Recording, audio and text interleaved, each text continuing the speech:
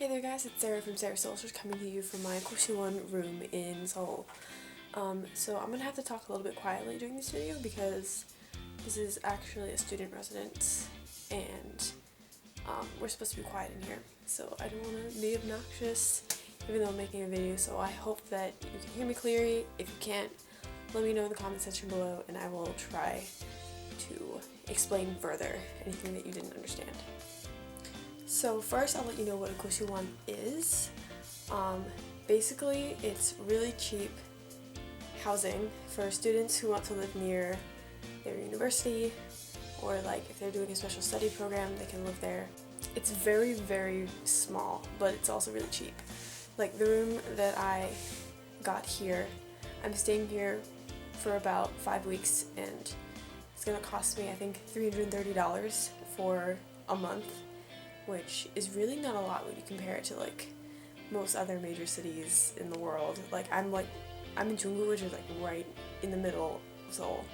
Like you can't, like I dare you to try to find housing somewhere like New York City for that cheap. Like you can't do it, it's impossible. They also include free rice and I actually have a bathroom, so like it's a pretty good deal if you ask me. It's a lot cheaper than my dorm in college. But anyway, I'll get right to it, to showing you around.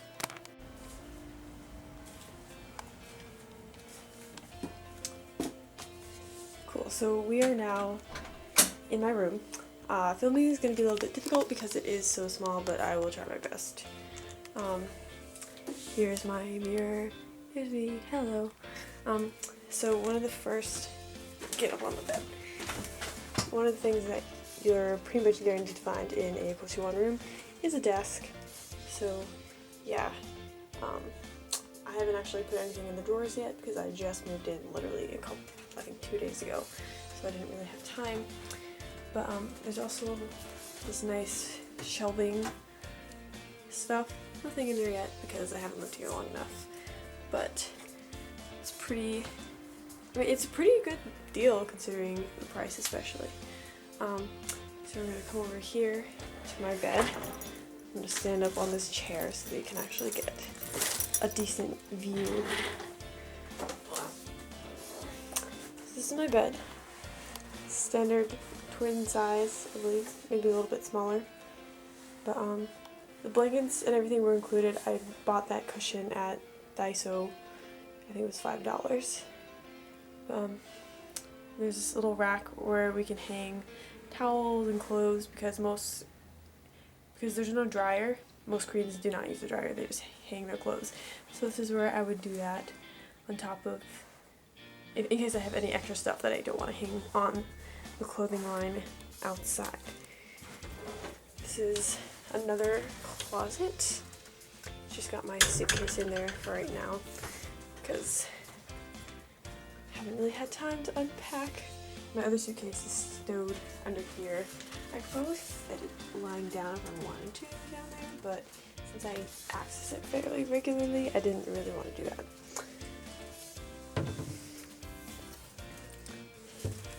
This is my little bathroom. So in Korea, most of the time the shower is open to the rest of the room, and then there's just a drain in the floor that you use instead of like an enclosed shower. So let's come take a look. There's my sink, and what you do to turn on the shower is you turn on the faucet like this, and then you pull this out, and the water will come out of the shower head. But don't forget to push it back in, because if you leave it out, then the next time you go to wash your hands, you're gonna get sprayed with water, which is no fun. I don't like that. That's me again. Hey. There's this little thing here where you can keep your soap and your sponges and whatnot, and then towel rack, pretty standard. But as you can see, this room is really, really small. If I push in this chair, it's probably like 7 feet wide and maybe 10 feet long, but And like it looks really small and cramped, but it's actually not that bad because I live here by myself. Oh, and I live here by myself, and like it's got really everything that I need, and I don't really spend a lot of time here, so it's not so bad. Oh, and I forgot, there's also a refrigerator, which is pretty cool. Definitely aren't normally included in the States. That's my coffee that I bought earlier. Canned coffee in Korea is really cheap and it's really delicious, so I suggest getting it. Yeah, anyway, I'm glad that I got to show you guys the room where I'm currently staying. If you're coming to Korea, then I definitely suggest looking into Goshiwon if you're going to be here for more than a month. It's a really cheap way to live here, and it's a great way to meet new people. Like I've met the guy who owns the place is super nice, and I've really enjoyed meeting him. And this way you're not, like, number one, you're saving money because you're not going to be in a hotel. Number two, you're going to be around more Koreans. Like, you're not just going to be in a hotel with other people who are tourists visiting Korea. So, like I said, if you're going to be here for a little while, whether you're doing an internship, I feel like your Korean has to be at a certain level for it to work, because Goshiwon, they're not really geared towards foreigners. Like I said earlier, it's mostly just Koreans going there. So they're not really prepared a lot of times to speak in English or to like give you special preparations because you're a foreigner.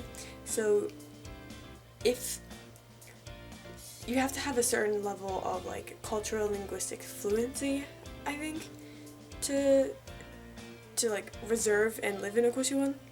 But if you have that, then it's a really good option. Yeah, so if you're interested in getting a Goshiwon room, just literally go on Google, like Goshiwon 찾기, and like a search engine will come up. I think Goshiwon.com, I'll put that address at the bottom of the screen, is the website that I found this Goshiwon on. And you can organize it by price and by location, so it's really easy, and you just have to contact the people either by email or phone. They might have to call you, actually. The guy who works here, he had to make my reservation over the phone for some reason. I don't know why, but that's just how it was. Yeah, just do that and you should be able to get a pretty cheap and like relatively nice accommodations for your time in Korea. So if you have any questions about living in a Goshiwon or just living in Korea, or really just anything in general, then go ahead and email me at sarahsoulsearch@gmail.com, or you can follow me on Instagram at sarahsoulsearch. You can also follow me on Twitter at sem_soulsearch, and I'm really trying to use my Twitter more now that I'm in Korea, so follow me and like my posts, because I will be posting good material on there from now on. As always, thank you so much for watching. Hope you're having a wonderful day, and that I will see you in the comment section very soon. Annyeong!